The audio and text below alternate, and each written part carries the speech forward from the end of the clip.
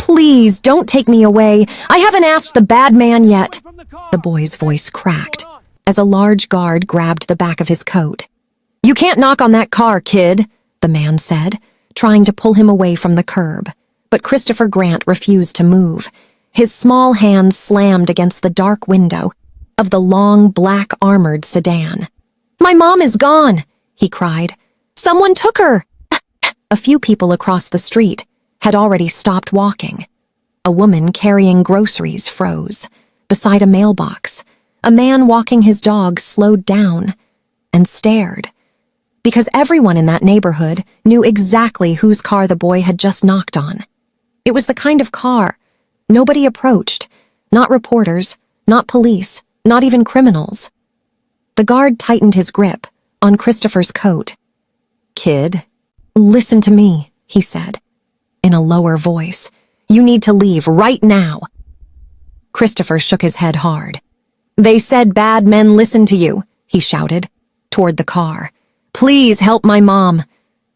The words echoed across the quiet street. Then suddenly, the engine inside the sedan shut off. The guard froze. Every suited man around the car stopped moving. At the same time, one of them slowly lowered the hand he had been holding to his earpiece. Another stepped back from the car door, because when that engine stopped, it meant the man inside had heard everything. Christopher sniffled, wiping his nose with the sleeve of his jacket. The dark window lowered, just an inch. Only an inch. But it was enough. Enough for someone inside to see the boy's face. And suddenly everyone on the street understood something important. The most feared man in Boston had just been asked for help by an 8-year-old child. But the truth is, this story didn't start that night. 24 hours earlier, Rachel Holloway was finishing another late shift at work. Rachel lived in a narrow brick apartment building, above a laundromat, on the south side of Boston. The place wasn't fancy. The stair rails were scratched. The hallway lights flickered sometimes, but apartment 3B felt warm and safe. Christopher's drawings covered the refrigerator, dinosaurs, spaceships, stick figure superheroes, and a big picture of him holding hands with his mom under a giant yellow sun. Rachel loved that picture the most because Christopher really was her whole world, and being a single parent hadn't been part of the plan. Christopher's father had left years ago after a long and painful relationship Rachel preferred not to think about anymore. Leaving had been the hardest decision she'd ever made, but it had also been the start of a better life. Slowly, step by step, she rebuilt things: a steady job, a small apartment, a quiet routine, nothing glamorous, but it was stable, and stability meant everything. Every night Christopher waited for her to come home. Sometimes he stayed awake, on the couch. Sometimes he pretended to read, until she walked through the door. Rachel always kissed his forehead and said the same thing. No matter what happens, I'll always come home. Christopher believed that promise with his whole heart. Rachel worked as an accountant for a property management company downtown. Most of the company's work involved new development projects across Boston, old buildings being renovated, luxury apartments rising along the harbor, office towers being built near the financial district. The money flowing through those projects, Sonny, was enormous. Millions of dollars moved between accounts every week. Rachel's job was simple: review the numbers, make sure everything matched. It was quiet work, predictable work, and Rachel liked predictable. On Tuesday night, she stayed late at the office to finish reviewing the quarterly financial transfers for several redevelopment projects. The building was nearly empty. Most of the lights were already off. Only the soft glow of computer screens lit the rows of desks. Rachel sipped lukewarm coffee while scrolling through one of the transfer reports. At first, everything looked normal. Then one number caught her eye. A transfer amount that didn't match the routing company listed beside it. Rachel leaned closer to the screen. That's odd, She clicked into the details. The money hadn't gone where the report said it did. Instead, it had passed through another company first, then another, then another. Rachel frowned. Okay. She opened more files, more transfers, more routing logs. The pattern became clear. Very quickly, millions of dollars were moving through shell companies, fake businesses, that existed mostly on paper. Rachel's fingers moved faster across the keyboard as she traced the transfers one by one. Each chain ended the same way. It's the same final company name appeared over and over. Langston Urban Development. Rachel sat back in her chair. Victor Langston. Everyone in Boston knew that name. Langston was one of the city's biggest real estate developers. His buildings seemed to appear everywhere. Luxury towers, high-end hotels, glass office buildings rising across the skyline. People said he was reshaping the entire city. Rachel stared at the numbers again. Millions of dollars, quietly flowing into projects connected to Langston. But the money was arriving through hidden routes. Shell companies, false transfers, accounting tricks. There was only one reason. Someone would move money like that. Money laundering. Rachel felt a cold knot form in her stomach. She checked the numbers again, then again. Everything matched. Everything pointed to the same conclusion. Something illegal was happening, and somehow her company was involved. Rachel rubbed her temples. Okay, she murmured to herself. This needs to be reported. She printed the files, stacked them carefully, placed them inside a folder. Tomorrow morning, she would show them to her supervisor, Daniel Mercer. Mercer had always seemed like a reasonable man, calm, professional. Rachel believed he would want to know about something like this. After all, that's how responsible companies handled problems. They fixed them. At least, that's what Rachel believed. The next morning, Rachel walked into Mercer's office. He looked up from his computer as she entered. Morning, Rachel. Morning, she said, placing the folder on his desk. I found something strange in the redevelopment accounts. Mercer opened the folder. His eyes moved slowly across the pages, then slower. Then he stopped reading. Rachel noticed his expression change. The color drained from his face. Where did you get these? He asked quietly. From the system, Rachel replied. I double-checked everything. Mercer closed the folder. Very carefully. Too carefully.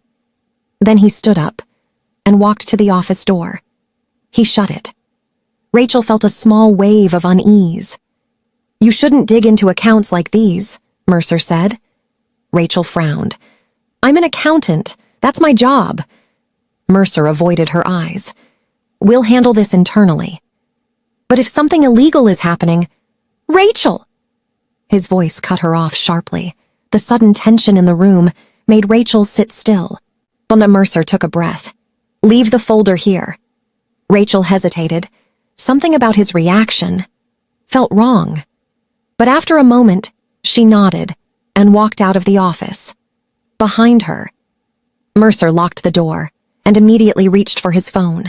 That evening, Rachel tried to log into her work computer. Access denied. She tried again. Still denied. An hour later, Human Resources called her into a meeting.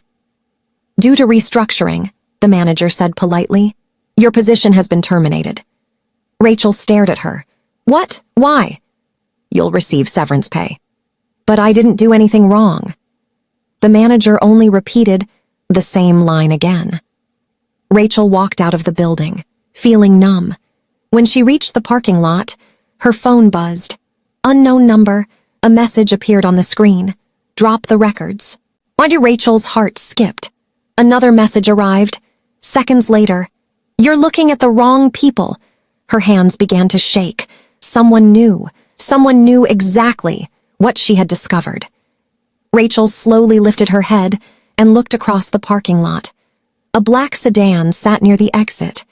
Its windows were dark, She couldn't see inside, but she suddenly felt very certain of something. Someone in that car was watching her, and somewhere else in the city. A quiet conversation had already begun. One name had just been mentioned, Rachel Holloway. And before the sun rose the next morning, Rachel would disappear, leaving behind one terrified 8-year-old boy who would knock on the most dangerous car in Boston. Rachel Holloway had learned something important over the years. But sometimes the hardest part of life wasn't starting something new. It was starting over. She never imagined she would become a single mother. When she was younger, she had pictured a completely different future, one with a stable home, a good marriage, and a life that felt predictable. But things hadn't turned out that way. Christopher's father had once seemed charming and confident. For a while, Rachel believed the promises he made about their future, but slowly, little cracks began to appear. Arguments became more frequent. His temper became harder to ignore. By the time Christopher was born, Rachel knew something wasn't right. It took her longer than she liked to admit, but eventually she made a choice that changed everything. One night, she packed 2 bags, picked up her sleeping baby, and walked out the door. Leaving wasn't easy. Starting over never is. But step by step, she built a new life. It wasn't fancy, but it was safe. And that mattered more than anything. Their apartment sat above a small laundromat on a quiet Boston street. The building was old. The stairs creaked when you climbed them, and sometimes the hallway lights flickered, for no reason. But apartment 3B felt like home. Christopher's drawings covered most of the refrigerator door. Some were simple stick figures, others showed colorful rockets blasting into space, or dinosaurs wearing superhero capes. Rachel loved every single one of them. One drawing in particular made her smile every time she saw it. It showed Christopher holding her hand in front of their building, with a big yellow sun above them and the word home written across the top, in crooked letters. That drawing stayed taped to the fridge. Every morning Rachel looked at it while making breakfast. It reminded her why all the long hours and late nights were worth it. On Wednesday morning, the small kitchen smelled like toast and cereal. Christopher sat at the table, swinging his legs while he ate. Rachel opened the refrigerator and stared inside. "We're almost out of milk again," she said. Christopher looked up, spoon in hand. "That's because I'm growing," he said very seriously. Rachel laughed. "Oh, is that the reason?" Christopher nodded confidently and took another bite of cereal. The morning sunlight came through the thin curtains, filling the tiny kitchen with soft light. Moments like this were Rachel's favorite part of the day. Everything felt simple. Christopher finished his cereal and wiped his mouth with a napkin. "Are you working late tonight?" he asked. Rachel hesitated.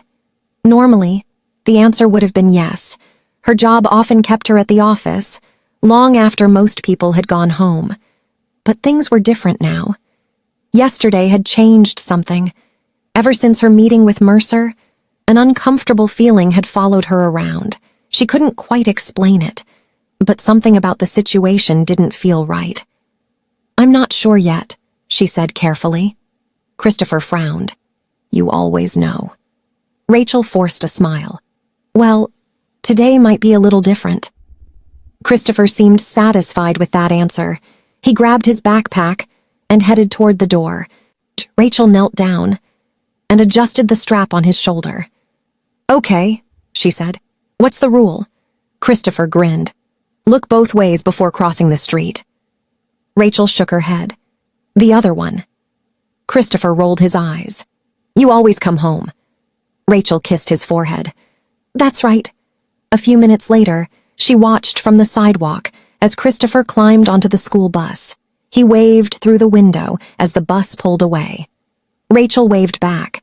Then she stood there, for a moment longer than usual, staring down the street. She couldn't shake the strange feeling in her chest. That afternoon, Rachel returned to the office building downtown. Technically, she didn't work there anymore, but Human Resources had told her she could stop by to collect her personal belongings. When she walked inside, the atmosphere felt different. Quieter. A few coworkers glanced up from their desks when they saw her. Most of them quickly looked away. Rachel tried not to take it personally. She walked over to her desk and opened the bottom drawer. Inside were small reminders of the last few years. A framed photo of Christopher at the park, a notebook filled with grocery lists and reminders, a coffee mug Christopher had made in art class that read, "Best Mom Ever," though the letters were slightly crooked. Rachel carefully placed everything into a small cardboard box. As she worked, something caught her attention. Her computer screen was dark, but the small indicator light beside the monitor was still glowing. Rachel frowned. She was sure she had shut the computer down yesterday. Slowly, she moved the mouse. The screen flickered on. A login page appeared. She tried to enter her password. Access denied. Rachel sighed. "Well," she muttered softly, "that answers that." "Rachel." The voice behind her made her turn around. Daniel Mercer stood a few steps away. He looked uneasy. More uneasy than she had ever seen him before. "Hi," Rachel said. "I just came to grab my things." Mercer nodded quickly. "Yes, of course." He glanced around the office, making sure no one else was listening. Then he stepped closer. "You should let this go," he said quietly. Rachel blinked. "Let what go?" "The files," Mercer whispered. Rachel felt frustration rise in her chest. "I already lost my job because of those files," she said. "What exactly do you want me to do?" Mercer lowered his voice even further. You don't understand what you stumbled into." Rachel crossed her arms. "Then maybe you should explain it." Mercer shook his head immediately. "I can't." He stepped back. "Just forget about it," he said. Before Rachel could ask anything else, Mercer turned and walked away quickly. Rachel stood there, holding her box, feeling more confused than ever. When she reached the parking lot, the sun was beginning to set. Most of the employees had already gone home. Rachel placed the box on the passenger seat of her car. Her phone buzzed. She looked down. Unknown number. The message was short. "Stop digging." Rachel felt her stomach tighten. A second message appeared almost immediately. "You're looking at the wrong people." Rachel slowly lifted her head and looked around the parking lot. 3 cars remained. 2 near the building and 1 parked near the exit. Black, engine running. Rachel stared at it for several seconds. The windows were too dark to see inside. After a moment, the car slowly backed out of the parking space and drove away. Rachel tried to tell herself it was nothing, but the uneasy feeling in her chest just refused to go away. That evening, Christopher sat on the living room floor, building a tall tower out of plastic blocks. Rachel set a bag of groceries on the counter and watched him. "That looks pretty tall," she said. Christopher grinned. "It's not done yet." He carefully placed another block on top. The tower wobbled. Then it collapsed, with a loud clatter. Christopher burst into laughter.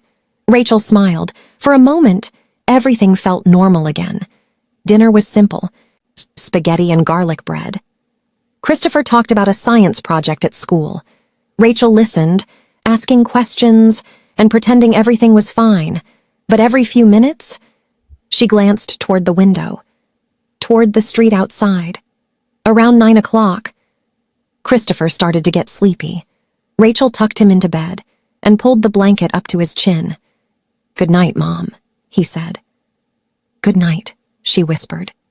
She turned off the light and quietly closed the bedroom door. The apartment fell silent. Rachel walked into the kitchen and poured herself a glass of water. She stood there for a moment, thinking about the strange messages, about Mercer's warning, about the black car in the parking lot. Then a car door slammed outside. Rachel turned toward the window. A dark van had pulled up beside the building. 3 men stepped out. They moved quickly, calmly, like they knew exactly where they were going, and they were heading straight for the entrance. Rachel's heart began to pound, because deep down, she suddenly understood something terrifying. Those men weren't here by accident, they were here for her, and upstairs in the bedroom, Christopher was asleep, not knowing that within minutes, his mother would disappear. Rachel noticed the van first. It pulled up slowly outside the building and stopped under the streetlight. The engine stayed running. 3 men stepped out.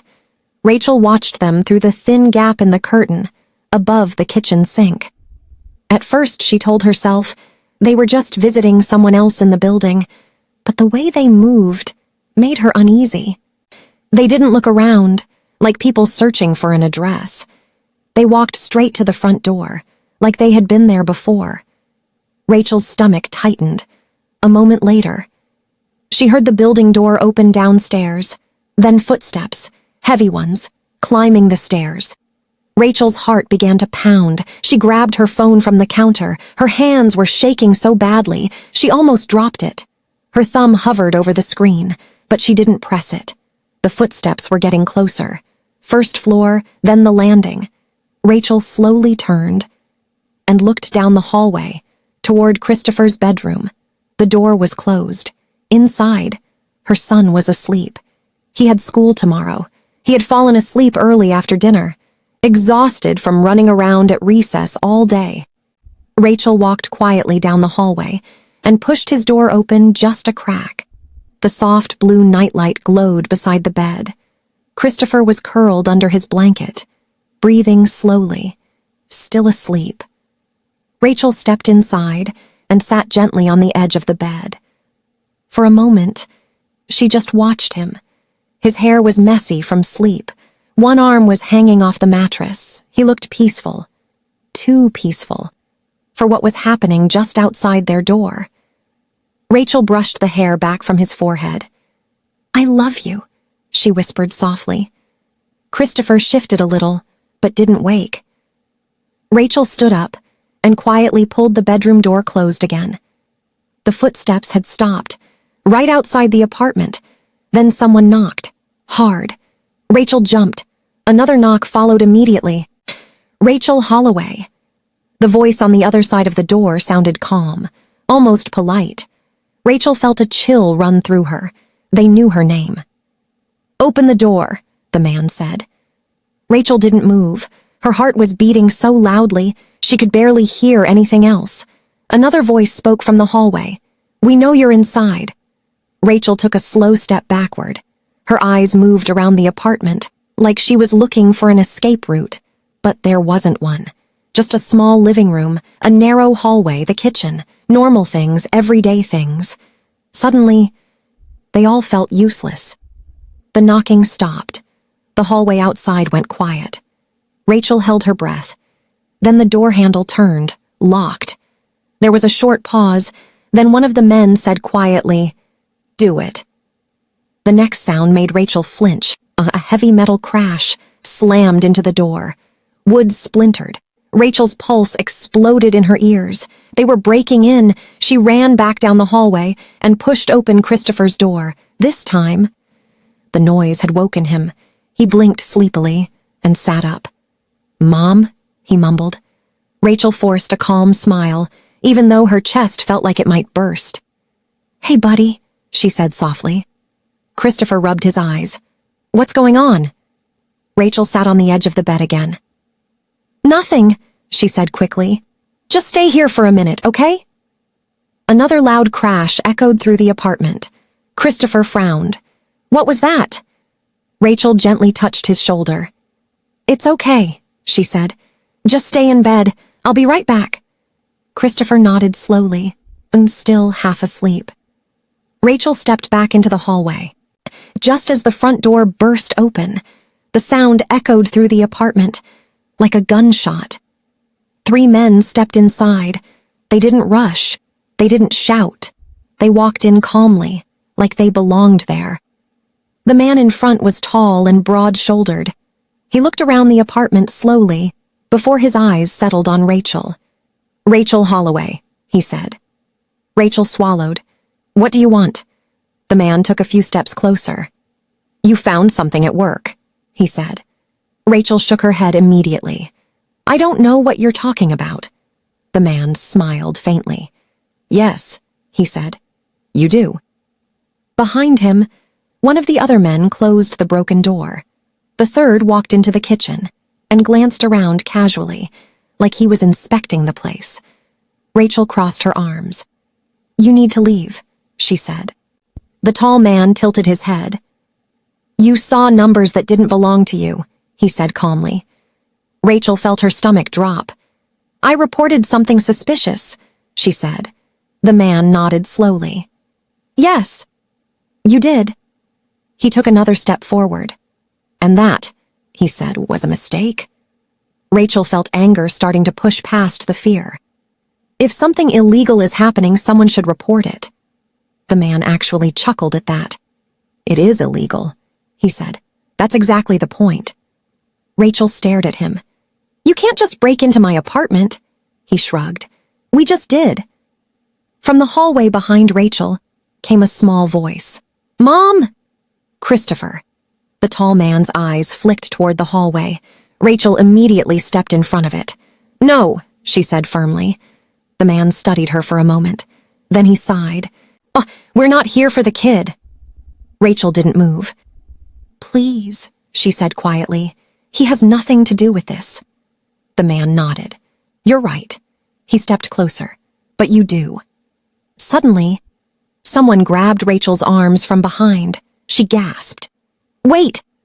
Before she could react, a cloth was pressed tightly over her mouth and nose.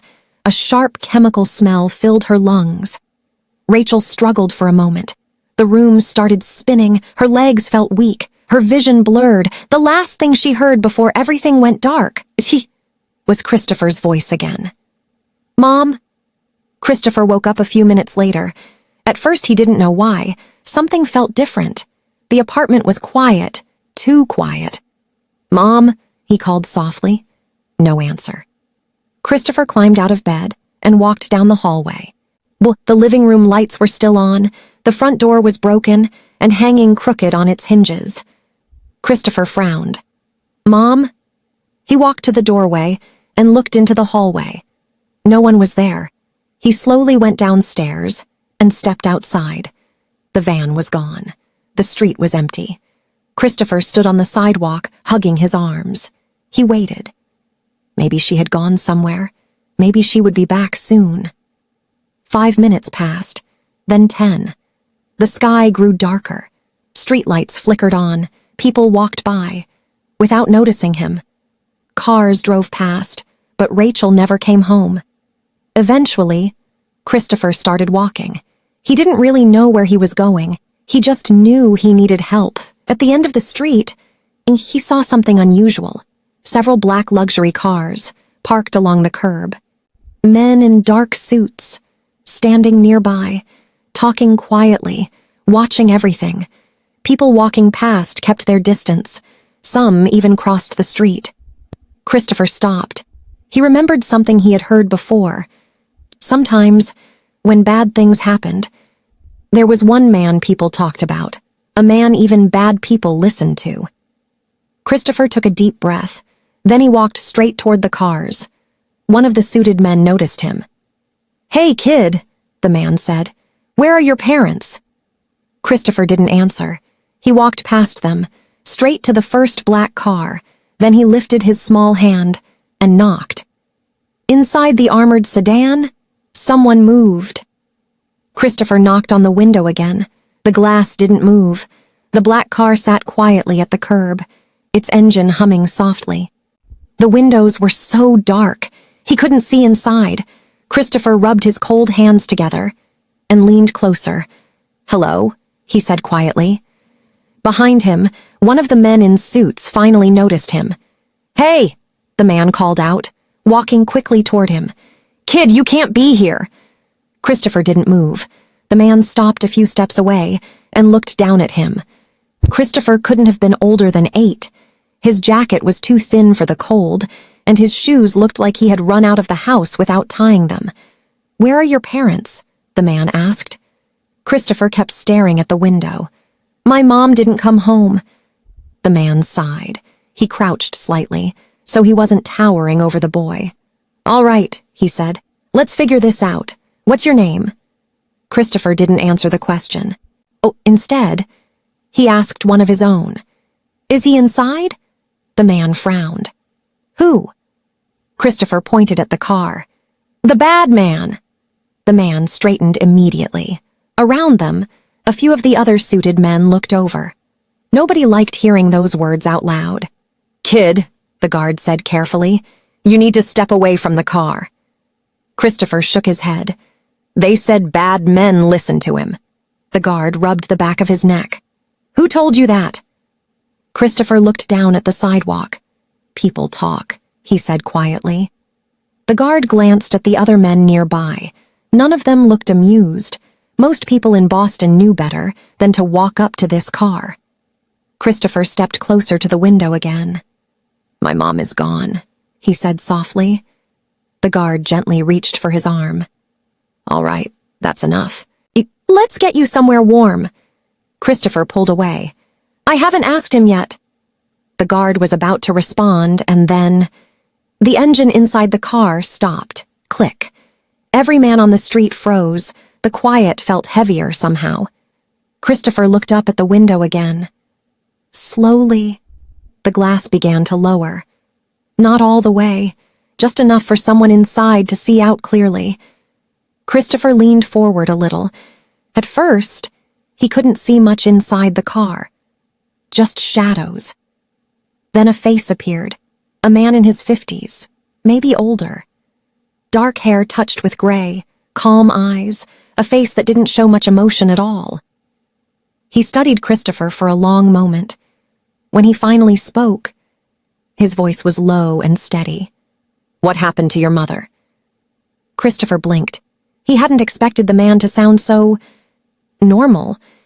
She didn't come home, Christopher said. When? Tonight. The man in the car didn't interrupt. He just listened. Christopher wiped his nose with his sleeve. Men came to our apartment, he said. The man's expression didn't change. Did you see them? Christopher nodded. They broke the door. The guard standing nearby shifted slightly. The man inside the car noticed, but he kept his eyes on Christopher. What's your name? He asked. Christopher. Christopher what? Christopher Grant. The man nodded slowly. And where do you live, Christopher Grant? Christopher told him the street. One of the men standing near the car stiffened when he heard it. The man inside the car noticed that too. He looked back at Christopher. How long ago did this happen? Christopher shrugged. I don't know. You came here by yourself? Christopher nodded.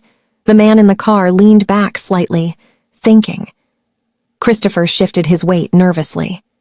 Can you help? He asked. The street had gone completely quiet. Even the traffic noise felt far away. The man looked at Christopher for another long moment. Then he said something unexpected. Go home. Christopher's face dropped. But your mother will be there before you. Christopher blinked. You mean she'll come back? Yes. Christopher looked uncertain. Are you sure?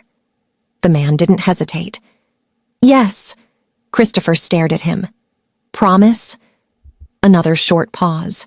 Then the man nodded once. I promise. Christopher didn't say anything for a moment. Then he gave a small nod. Okay. One of the guards stepped forward. Come on, he said gently. I'll walk you part of the way. Christopher looked back at the man in the car one more time. Thank you, he said quietly. Then he turned and walked down the street with the guard. The window slowly rolled back up. Inside the car, the man in the back seat sat quietly for a moment. Across from him sat another man in a dark suit, holding a tablet. Finally, he spoke. You shouldn't get involved in things like that. The man in the back seat didn't respond right away. Instead, he looked out the window toward the street corner, where Christopher had disappeared. What's at that address? He asked. The man across from him tapped the screen. Old apartment building, he said. The man in the back seat waited. The man kept scrolling. Then he frowned slightly. Well, that's interesting. What is? That neighborhood has been getting a lot of investment lately. The man in the back seat glanced at him. From who? The man hesitated. Victor Langston. The name hung in the car like smoke. The man in the back seat leaned back slowly. Victor Langston, the billionaire developer, a man who had been buying up entire sections of Boston. Publicly, Langston was respected, powerful, connected, but privately, people whispered different things. Money moving through strange companies, properties changing hands too quickly, people who asked too many questions, suddenly disappearing from deals. The man in the back seat spoke again. Anyone connected to the apartment? The man checked the tablet. Tenant records show a Rachel Holloway. What does she do? Accountant. Another pause. Where does she work?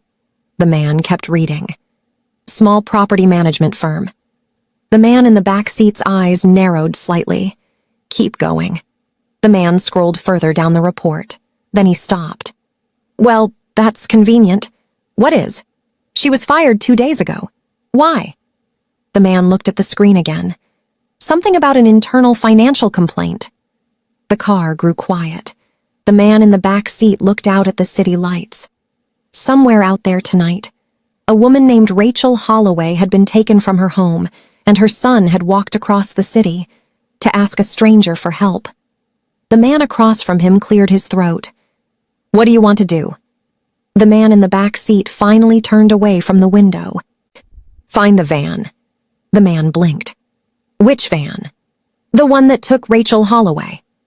The man hesitated. You think the kid was telling the truth? The man in the back seat looked at him. An 8-year-old doesn't wander the streets at night unless something is very wrong. The man nodded slowly. I'll start asking questions. The man in the back seat leaned forward slightly. Ask quietly. That sentence carried a meaning. Everyone in the car understood. No police, no noise, just whispers, and people who suddenly realized it was safer to talk than to stay silent. The driver spoke through the front speaker. Where to, sir? The man in the back seat thought for a moment, then he answered calmly. Let's go for a drive. The engine started again. The convoy of black cars pulled away from the curb and disappeared into the Boston night, across the city, high above the skyline. Victor Langston stood in the glass dining room of his penthouse, finishing a late dinner. He poured himself another glass of wine and looked out over the lights of the city he believed he controlled. He had no idea that somewhere in those streets, a small boy had just asked the wrong man for help, and that man had already begun asking questions, questions that would soon start breaking things. The warehouse sat at the end of the empty street, like a giant block of shadow. Most of the surrounding buildings were dark. The harbor wind pushed cold air through the open spaces between them, carrying the smell of salt and rust. The convoy of black cars stopped half a block away. The boss stepped out first. He closed the car door quietly and looked toward the warehouse. Light spilled from a few high windows. Someone was inside. Behind him, several men stepped out of the other vehicles. None of them spoke. They didn't need instructions. Daniel Mercer walked up beside the boss and adjusted his coat. You know, Daniel said quietly, Langston probably thinks this will all disappear by morning. The boss started walking. That depends on him, he said. They moved down the street together. Their footsteps echoed softly against the pavement. Inside the warehouse, Rachel Holloway sat tied to a metal chair. Her wrists were sore from the rope. The overhead light buzzed faintly above her. Across the room, 2 men stood talking near a table covered with paperwork. Another man leaned against the wall, checking his phone. Rachel had already refused to sign the documents 3 times. Each time, the men had grown more impatient. One of them finally walked over to her again. You're making this harder than it needs to be, he said. Rachel's voice was tired, but steady. I'm not signing anything. The man sighed. You think anyone is going to believe you if you start talking about this? Rachel didn't answer. He leaned down closer. "You should have stayed in your lane." Rachel looked him directly in the eye. "Maybe you should have too." The man stared at her for a moment, then he stood up straight. "All right," he said to the others. "We're done here." Just as he reached for the papers, the lights went out. The entire warehouse fell into darkness. "Ooh, what the?" Someone dropped a flashlight. Another man swore under his breath. Then the large metal door at the front of the building slowly opened. Cold air rushed inside, and footsteps echoed across the concrete floor. Slow, steady, unhurried. One of Langston's men grabbed his gun. "Who's there?" No one answered. The footsteps kept coming. Rachel squinted through the darkness. She could barely make out a figure walking through the open doorway. Behind him, several others followed. The man in front stepped into the dim emergency lighting. For a moment, nobody moved. Then one of the men spoke. "You're in the wrong place." The boss looked around the warehouse calmly. "I don't think so." The man holding the gun raised it slightly. "You need to leave." The boss didn't even glance at the weapon. Instead, he asked one simple question. "Where's Victor Langston?" The men exchanged looks. "That's none of your business." The boss nodded slowly. Then he pointed toward Rachel. "That woman is." The man with the gun frowned. "Who do you think you are?" The boss stepped a little closer. The concrete floor echoed beneath his shoes. "My name doesn't matter," he said quietly, "but the promise I made does." The room went silent. The man holding the gun hesitated. Something about the way the boss stood there made the situation feel different now, less certain, more dangerous. Another man finally muttered under his breath. "I think I know who that is." The man with the gun glanced at him. "What are you talking about?" But it was already too late. Because in that moment, the men inside the warehouse realized something important. They weren't dealing with police. They weren't dealing with a lawyer. They were dealing with someone from a world where problems didn't go to court. They simply disappeared. The man with the gun slowly lowered it. "That woman doesn't belong to you," he said carefully. The boss nodded. "You're right." Then he added, "She belongs at home." No one moved for a few seconds. Finally, one of the men stepped forward and cut the ropes around Rachel's wrists. "Take her," he muttered. Rachel blinked in disbelief. As the rope fell away, Daniel quickly helped her stand. "Easy," he said gently. "You're safe." Rachel looked around the room, confused. "Who are you people?" Daniel gave a small smile. "Friends of someone who knocked on a car window tonight." Rachel's eyes widened. "Christopher." The boss turned toward the door again. "Let's go." No one tried to stop them. An hour later, the convoy stopped outside Rachel's apartment building. Christopher was sitting on the front steps. He had fallen asleep, with his arms wrapped around his knees. Rachel stepped out of the car slowly. For a moment, she just stared at him. Tears filled her eyes. "Christopher," she whispered. The boy stirred and opened his eyes. For a second, he looked confused. Then he saw her. "Mom!" Rachel rushed forward and pulled him into a tight hug. Christopher wrapped his arms around her as hard as he could. "I thought you were gone," he said. Rachel held him close.